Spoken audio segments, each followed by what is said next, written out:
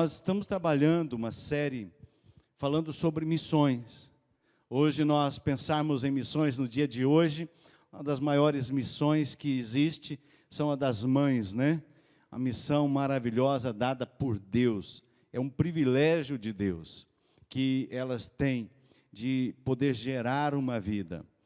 E nós hoje vamos falar, queridos, sobre nós ganharmos a amizade, ao invés de nós ganharmos um debate. Uma missão, queridos, ela significa ser real. A missão significa você perguntar para você mesmo como que se comunica. Como que se comunica, tanto com a palavra, quanto com o seu corpo, com a sua vida. Como que nós podemos comunicar a verdade do Evangelho? E nós precisamos entender como comunicar a verdade do Evangelho. Eu não sei se você já teve uma experiência de você estar falando sobre Deus com alguém, ou você está comunicando com alguém sobre a sua fé, e, sabe, aquela conversa, ela ficou acalorada e acabou em debate. E, ao invés de ter sido uma conversa agradável, ela acaba perdendo o rumo e não indo a lugar nenhum. Não sei se você já teve uma experiência assim. E é muito ruim quando nós temos uma experiência dessa forma. Por quê? Porque nada acontece, só piora as situações. Só fica mais difícil. Talvez você tenha apresentado todos os argumentos corretos numa conversa dessa, que se torna uma discussão. Talvez quando você estivesse compartilhando ali o seu testemunho pessoal, o que Jesus tem feito na sua vida, mas mesmo assim, a pessoa que você estava compartilhando, ela se recusa a considerar aqueles pontos bons, e começa ali, ao invés de uma conversa, começa uma discussão, uma briga, e ninguém ganha com isso.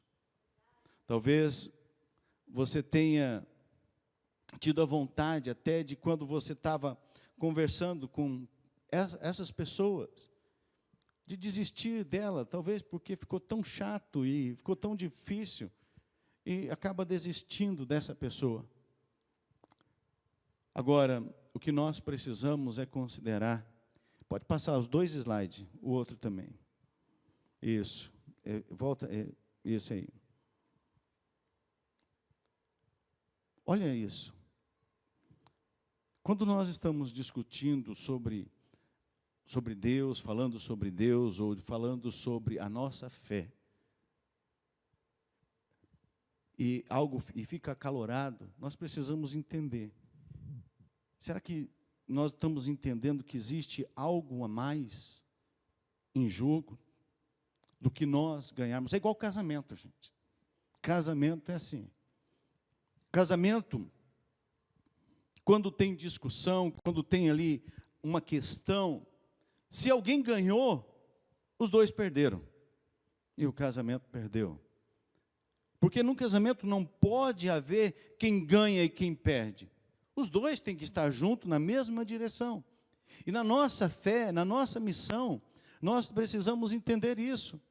E nós precisamos entender que as pessoas, as vidas, são muito mais importantes do que qualquer coisa, do que uma discussão, do que ganhar uma discussão, do que sair dizendo, olha, você viu, teve que ficar quieto e não levar nada, porque esse não é o Evangelho.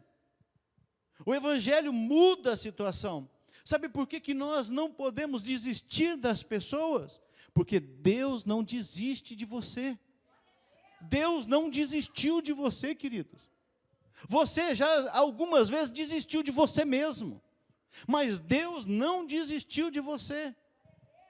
Se você entender isso, que Deus não desiste de você, você também vai entender que você não pode desistir das outras pessoas. Eu já ouvi pessoas dizerem para mim, pastor, eu não falo mais. Não estou falando para convidar para a igreja, estou falando de você apresentar a fé, apresentar a verdade, apresentar aquilo que Jesus tem feito na sua vida.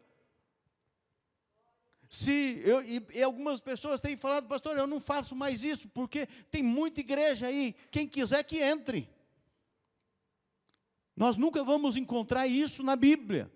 Nós vamos encontrar na palavra de Deus, Jesus dizendo para nós fazermos discípulos. Nós vamos encontrar na palavra de Deus um Cristo que não desiste de nós, mesmo muitas vezes nós desistindo de nós mesmos.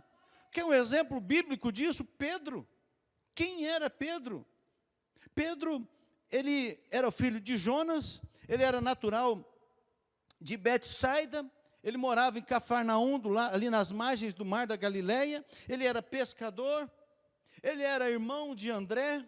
Pedro, ele era um dos discípulos que mais tinha intimidade com Jesus. Pedro foi o primeiro apóstolo a pregar aos gentios. Pedro também, ele assumiu a liderança antes e depois do Pentecoste. Pedro era um iletrado. E nós vemos que, sabe, Pedro, a personalidade de Pedro era muito contraditória. Sabe, a personalidade de Pedro era uma para lá e para cá, era um cara totalmente fora da casinha. Era uma pessoa totalmente que fala assim, não tem quem entenda Pedro. Talvez você fale assim, não tem quem entenda fulano de tal, não tem quem me... Pedro, ele era esse cara. Quando você olha Pedro lá em Lucas, capítulo 5, você vê que ele vai da incredulidade ao quebrantamento. Lá em Mateus 16, ele proclama a messianidade de Cristo, e logo em seguida, ele deixa Satanás usar a vida dele. Lá em Mateus 17, ele fala sem pensar, ele não dá primazia que Jesus merece. Lá em Mateus 26, está o Pedro, corajoso e covarde ao mesmo tempo. Nesse capítulo mesmo ainda, tanto ele nega quanto ele vai às lágrimas. Esse é o Pedro. Lá em João 21, nós vemos o Pedro que foge e que faz uma declaração de amor. Esse é o Pedro contraditório, que tem uma ambiguidade muito grande na sua vida. Esse é o Pedro que muitas vezes nós achamos que nós somos difíceis, que nós, acho que Deus desistiu de mim. Deus não desistiu de Pedro, e Ele não desistiu de você, e é por isso que nós precisamos entender, queridos, isso. Coloca isso na sua mente, no seu coração, que tudo que Jesus Cristo fez na cruz, foi para você. Tudo que Jesus Cristo fez na cruz foi para que você fosse liberto, para que você fosse salvo, foi para que você tivesse uma vida transformada, foi para que a sua casa recebesse a bênção do Senhor, foi para que o seu casamento tivesse a estrutura de Cristo. É para isso, queridos. Agora nós queremos, como Pedro muitas vezes, ganhar o argumento. Nós queremos ganhar, na fala. Não é isso o Evangelho. O Evangelho nos leva a ganhar a amizade, ao invés do debate. É conquistar as pessoas. Sabe por quê? Porque para cada argumento que você ganha, queridos, para cada momento que você ganha, você não conquistou ninguém. Você possivelmente, a bem da verdade, você afasta as pessoas. Quando você ganha uma discussão, você afasta as pessoas de você. O sentido não é ganhar, não só na questão do evangelismo, da fé em Cristo Jesus, mas em tudo na nossa vida. Não é ganhar a discussão, é conversar, é ter, a capacidade de ouvir quem você não gosta, quem você não quer ouvir. E ouvir a posição dela, mesmo que não seja a sua. E mesmo assim, queridos, você permanecer firme na fé, e não vacilar e não atrapalhar. Quando nós vemos lá em Pedro, capítulo 3, versículo 15, ele nos ensina como que nós devemos fazer. Antes, santifiquem Cristo como Senhor no coração, Estejam sempre preparados para responder a qualquer que lhes pedir a razão da esperança que há em vocês, mas não com estupidez, não com grosseria, mas sim com amor, mas sim com delicadeza. Porque senão fica nós versus eles, nós versus as outras pessoas. E não é esse o Evangelho de Jesus Cristo é um Evangelho de amor, é um Evangelho de você suportar, de você ser suporte, de você ser base, de você poder caminhar. O Evangelho de Jesus diz que você precisa caminhar 2 milhas, 3 milhas, quantas milhas for necessário. Se te obrigarem a caminhar 1, caminha 2. Se pedir a tua capa, dê a túnica. Esse é o Evangelho de Jesus, e não é o Evangelho de ganhar, é o Evangelho de se doar, é o Evangelho de abrir o coração e colocar para fora aquilo que Jesus tem feito na sua vida. Não é o que Jesus está fazendo na vida do outro, é na sua vida. Essa é a nossa missão. Nós fazemos parte dessa missão e nós precisamos fazer isso. Por isso, queridos, evite o debate. Evite as discussões. Uma forma mais gentil de interagir com as pessoas é muito melhor. De você compartilhar experiências, de você falar daquilo que você tem vivido. Nós estamos na escola de influenciadores, essa semana que passou, nós falamos a respeito disso, dessa situação, né, de você compartilhar aquilo que você tem. As pessoas podem não concordar com a sua fé.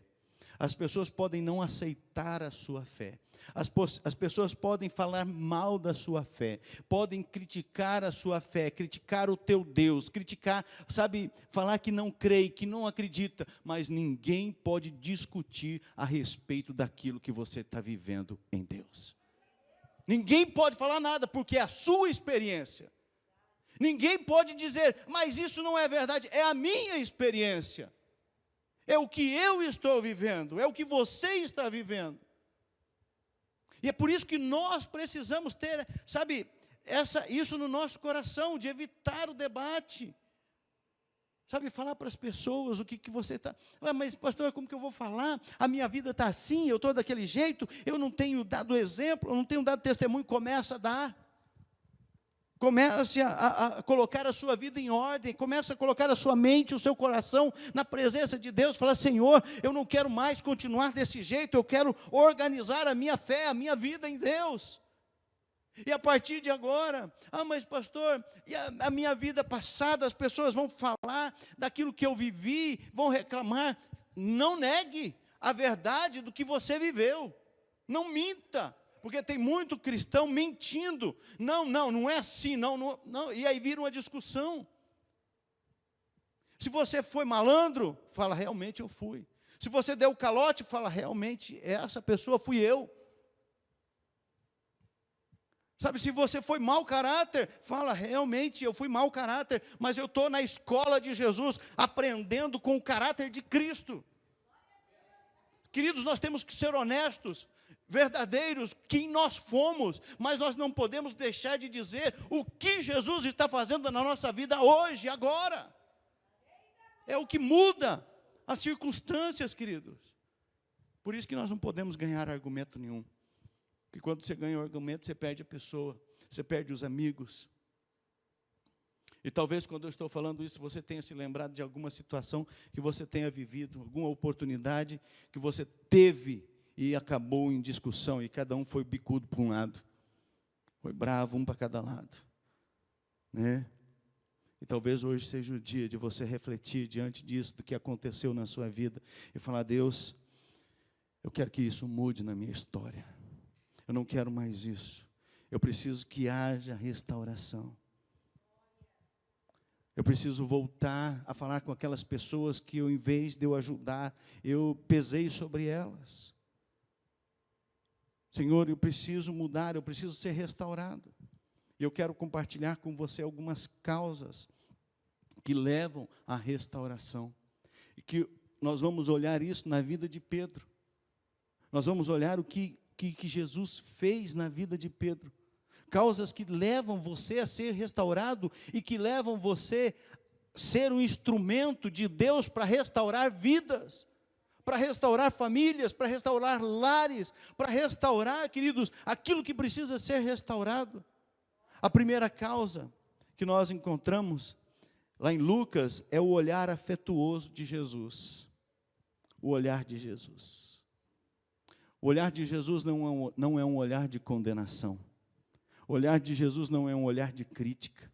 O olhar de Jesus não é um olhar de reprovação. O olhar de Jesus é um olhar afetuoso, é um olhar de amor. Olha só o texto bíblico, versículos 60 ao 62, diz assim: Pedro respondeu, homem, aqui Pedro estava na casa e estava lá olhando Jesus, e ele estava negando Jesus, e aqui é a última parte da negação de Jesus, e ele diz assim, homem, não sei do que você está falando. Falava ele ainda quando o galo cantou. O Senhor voltou-se e olhou diretamente para Pedro. Queridos, pense nisso agora. O que estava acontecendo com Pedro está acontecendo com você. Jesus está olhando diretamente para você. Fala assim comigo, o Senhor Jesus está olhando diretamente para mim. Ele está olhando para mim de verdade, querido. Ele não está olhando para o meu corpo, ele está olhando nos meus olhos, dentro de mim, dentro do meu coração. E ele está enxergando, vendo quem eu sou. O Senhor voltou-se e olhou diretamente para Pedro. Então Pedro se lembrou da palavra que o Senhor lhe tinha dito. Antes que o galo cante hoje, você me negará 3 vezes. Saindo dali, chorou amargamente. O olhar de Jesus nos restaura, queridos. Quantas vezes Jesus está olhando para nós, a gente quer virar os olhos, sabe? A gente quer dizer que não é com a gente. Quantas vezes Ele está olhando, Ele está afirmando, Ele está falando com você, e você está dizendo, não é verdade, não é assim. O olhar de Jesus nos restaura, permita que Ele olhe dentro de você com aquele olhar de restauração, de cura, de libertação, de transformação, de mudança. Permita que Ele faça agora isso na tua vida. Queridos, se nós somos discípulos de Jesus, nós temos que olhar da mesma forma para as pessoas. Da mesma forma. Olhar com os olhos afetuosos de Jesus. Olhar com os olhos de carinho, de amor. Jesus não foi, Jesus não estava concordando com o erro de Pedro. Mas Jesus estava com o olhar dizendo, Pedro, o que você está fazendo é errado. Mas, mesmo assim, eu amo você. O que eu estou fazendo aqui é por você. Ele não está aceitando a nossa falha, mas Ele está dizendo que Ele não nos abandona em momento algum. Jesus está olhando para nós hoje, querido. Jesus está vendo as nossas palavras, a sua vida. Jesus está vendo o seu testemunho. Jesus está vendo o lugar onde você está indo, o que você está fazendo. Mas o Senhor pode te restaurar hoje, através do divino olhar dEle. Tem um hino antigo, que diz assim, vou ver se eu tomara que eu não erre o tom aqui, né? Diz assim, vivi tão longe do Senhor, assim eu quis andar, até que eu encontrei a luz no seu divino olhar, seu maravilhoso olhar, seu maravilhoso olhar, transformou o meu ser, todo o meu viver, seu maravilhoso olhar. Esse é o olhar de Jesus. Nós vivemos longe de Jesus. Nós vivemos muito longe de Jesus. E assim nós quisemos andar. Nós quisemos andar dessa forma, longe. Até o dia que a gente encontra a luz. Querido, se você encontrou essa luz, não a perca. Sabe, se você está longe dessa luz, volte, porque ela continua brilhando, ela não se ofusca, ela não apaga. ela é verdadeira, ela não muda. E o maravilhoso olhar de Jesus transforma o nosso ser. O maravilhoso olhar de Jesus transforma todo o nosso viver. É só o maravilhoso olhar dele. É só ele que pode fazer isso. Faça, queridos, com que o seu olhar seja restaurador e considere isso na sua vida, como o olhar de Jesus. Considere o olhar de Jesus na sua vida, no seu coração. Considere o olhar de Jesus transformando o teu viver, transformando a tua história, transformando todo o teu ser. E nós olhamos isso, queridos, quando a gente olha isso, a segunda causa de restauração é o arrependimento. A primeira é o olhar de Jesus, o olhar de carinho, afetuoso, de amor de Jesus. A segunda causa é o arrependimento. Olha só o texto de Marcos 14, 72. E logo cantou o galo pela segunda vez. Então Pedro se lembrou da palavra que Jesus lhe dissera: antes que 2 vezes cante o galo, tu me negarás 3 vezes. E caindo em si, desatou a chorar. Pedro considerou que ele tinha negado a Jesus. Pedro acabou, puxa vida, que noite fatídica aquela para Pedro. Pedro percebe o que ele tinha feito e ele começa, sabe, Jesus olha para ele está lá na casa, sabe, e de repente, ali junto, naquela fogueira, aquela pessoa fala, ele nega, o galo canta, Jesus olha para ele e ele percebe, puxa vida, o que eu fiz? O que eu fiz? Neguei o meu Senhor, tudo que Ele fez por mim.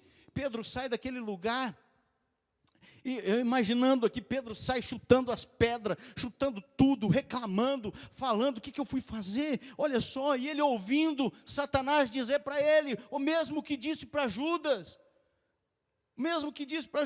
acaba com a sua vida, que você é um traste, você não presta, olha quem é você, olha o que você está fazendo, olha o que você fez com Jesus, o teu Senhor, você caminhou com Ele, Ele te ensinou. Satanás faz isso com a gente, e fez isso com ele, dizendo assim, não tem isso escrito na Bíblia, gente, mas eu imagino toda essa cena acontecendo. Ele podia ter dado ouvido. Pedro reflete sobre a excelência do seu Senhor e o que ele tinha feito. Ele tinha acabado de negar Jesus. Não uma vez, 3 vezes. Ele se lembra do tratamento especial de Jesus para com a vida dele. Ele se lembra, ele se recorda de tudo aquilo, queridos, do amor de Jesus. E ele percebe que Jesus, e nós temos que perceber isso, que Jesus não mudou. Jesus vai até Pedro. Jesus não desiste de Pedro. Pedro tinha desistido dele mesmo. Pedro, você depois na sua casa, você pode ler lá em João 20, você vai ver que Pedro desiste. Pedro volta a pescar. Um mau exemplo de líder. Volta a pescar, volta a fazer as mesmas coisas. Pensa numa coisa, querido. Você fala assim, mas eu não sou líder. Você é um líder, onde você estiver. Porque se você é servo de Jesus, as pessoas estão olhando para você. E elas estão querendo que você possa ser um exemplo de vida para elas. E aí, ele volta a pescar. Ele desiste de tudo aquilo que Jesus tinha feito para ele. Mas Jesus não desiste dele. Como Jesus não desiste de você. Talvez você tenha voltado. Talvez você tenha abandonado e voltado. Mas Jesus não desiste de amar você.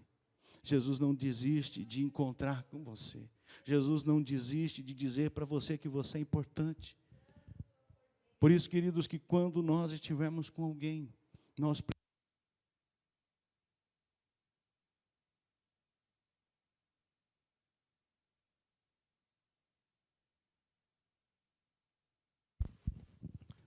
precisamos, queridos, quando nós estamos com alguém, nós precisamos olhar como Jesus, agir como Jesus, fazer como Jesus, ir como Jesus. Jesus não desistiu de Pedro, foi até Pedro. E há a transformação, há a mudança. E a terceira causa da restauração é a restauração em si.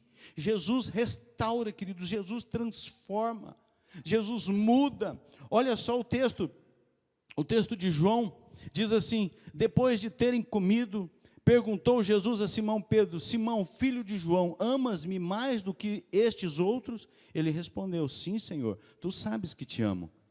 Ele lhe disse: apacenta os meus cordeiros. Tornou a perguntar-lhe pela segunda vez: Simão, filho de João, tu me amas? Ele lhe respondeu: sim, Senhor, tu sabes que te amo. Disse-lhe Jesus: pastorei as minhas ovelhas. Pela terceira vez, Jesus lhe perguntou: Simão, filho de João, tu me amas? Pedro entristeceu-se por ele ter dito pela terceira vez: tu me amas?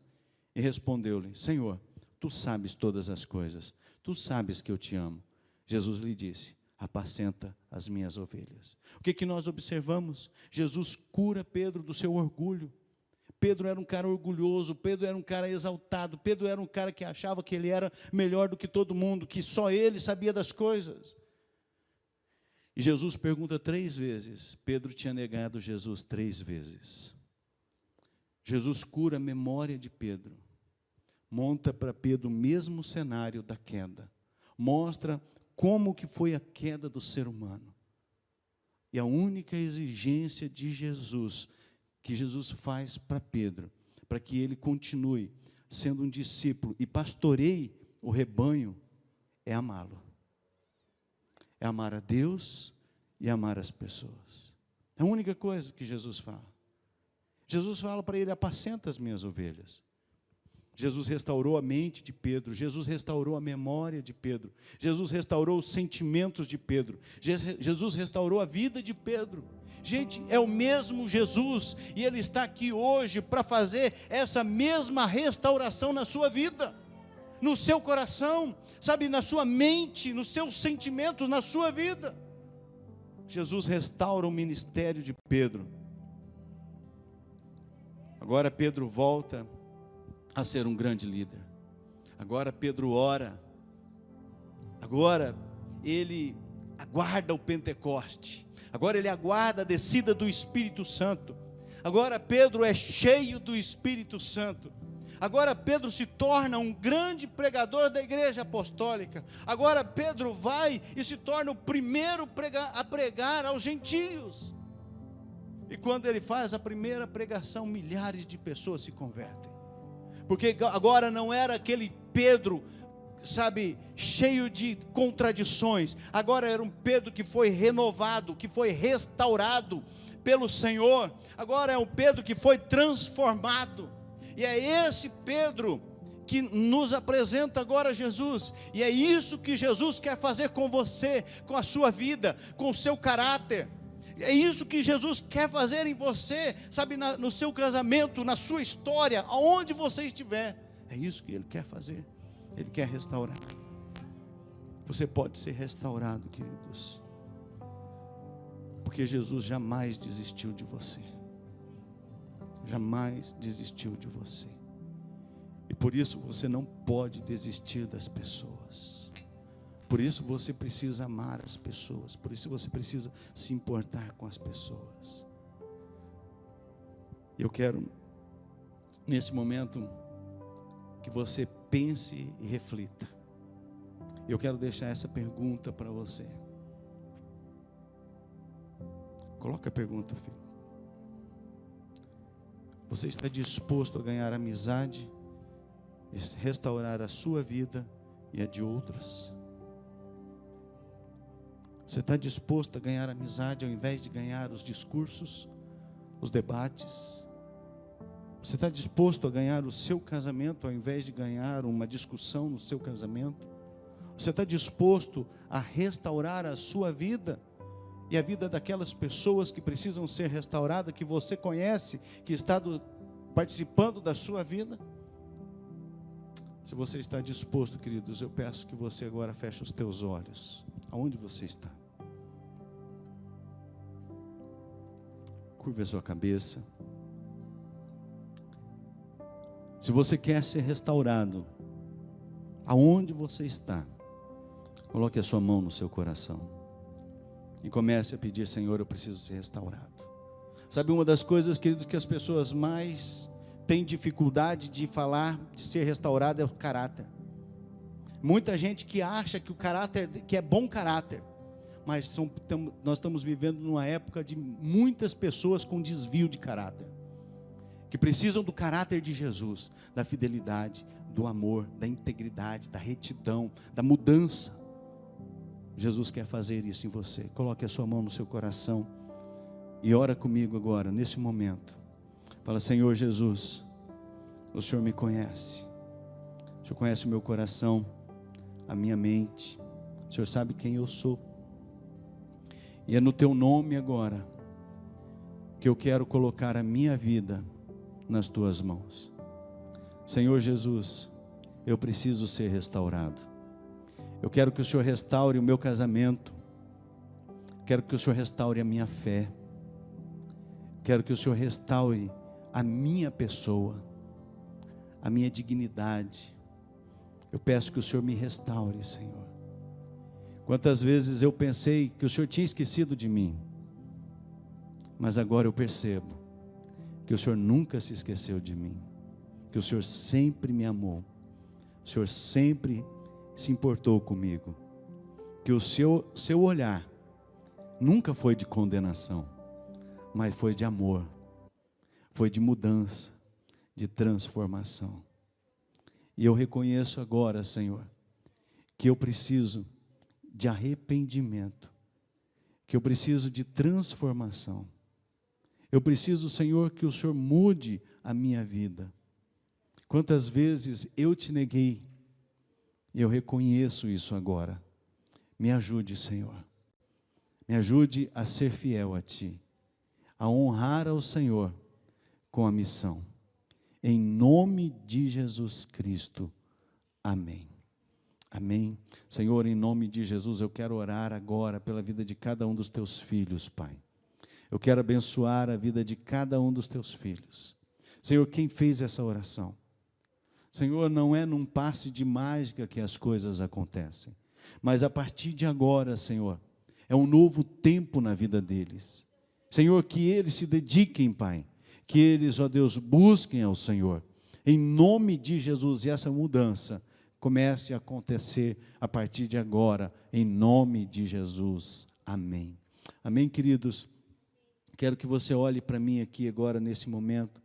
Como eu estava orando aqui, eu disse, não é um passe de mágica, mas a partir do momento que você fez essa oração, para que o Senhor Jesus te restaure, te transforme, te liberte, te cure, abra o teu coração e permita que Ele faça isso.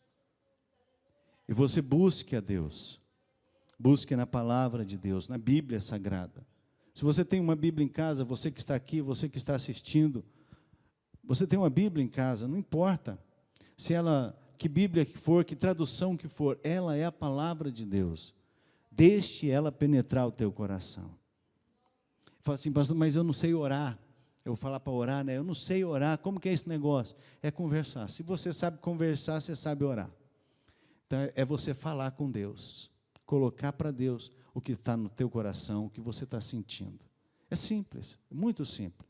Faça isso e permita a ação do Espírito Santo de Deus na sua vida, em nome de Jesus. Amém?